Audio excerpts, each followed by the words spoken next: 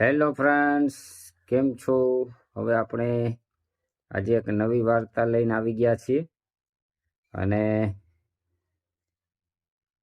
એક હતા ડૉક્ટર સાહેબ અને એમનો મિત્ર હતો.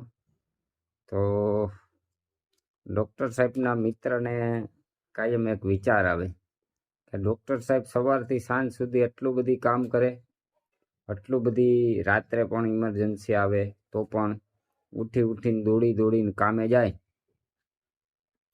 તો ડૉક્ટર સાહેબ પોતે હેલ્ધી કેવી રીતે રહેતા હશે ને ખુશ કેવી રીતે રહેતા હશે. એટલે એને એમ થયું કે હવે લાવ હું ડૉક્ટર સાહેબને જ પૂછી લઉં. તો એમના મિત્રએ ડૉક્ટર સાહેબને પૂછ્યું, હે મિત્ર સખા, આવું કેવી રીતે બને કે તું તો કે શું તું સવારથી સાંજ સુધી આટલી મહેનત કરે, આટલો વ્યસ્ત હોય, રાત્રે પણ ઇમરજન્સીમાં આવવું પડે, તો પણ તું તારી જીવનની અંદર ખુશ કેવી રીતે રહી શકે?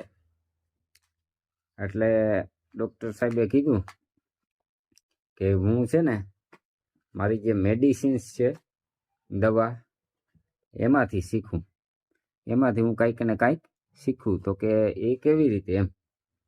એટલે ડૉક્ટર સાહેબે કીધું કે જીવનની અંદર આપણે કેમ ચોકલેટ કે કાંઈ ખાઈએ તો એને મોઢામાં ચગડીએ અને કડવી ગોળી હોય તો એને આપણે આમ ગળક કરતી ગળી જાય. એના ઉપરથી હું એ શીખું કે ચોકલેટ જેવી વાત હોય અને સારી વાત હોય આપણા બધાના જીવનની અંદર કોઈ પણની, તો એને ચેગડા કરાય, એને યાદ રખાય. અને કડવી કોઈ વાત હોય, કોઈ એવો બનાવ હોય કે કોઈ આપણાથી ઓલું થયું હોય તો એને ગળી જવાય એમ, જેમ કડવી દવા આપણે ગળી જાય એમ. એટલે એ વાતને આપણે ગળી જવાય.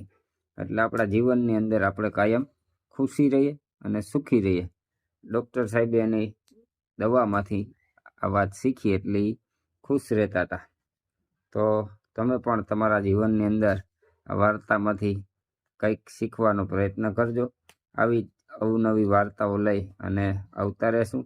તમારી પાસે પણ કાંઈ વાર્તા હોય તો અમને મોકલી આપજો અને તમે શું આ વાર્તામાંથી શીખા એ પણ કોમેન્ટ કરજો. જય હિન્દ, જય ભારત.